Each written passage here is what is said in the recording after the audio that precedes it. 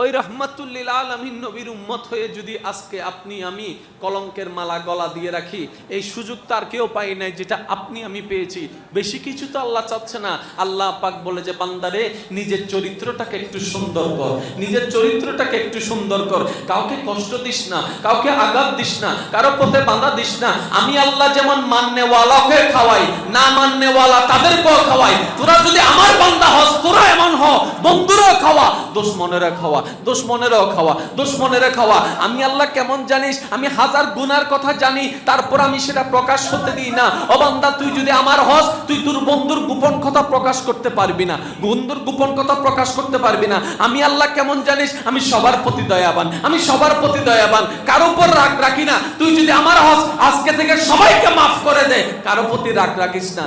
তাহলে আমার সুন্নত আদায় করা হয়ে যাবে, সিবগাত আল্লাহ আদায় করা হয়ে যাবে। আমি আল্লাহ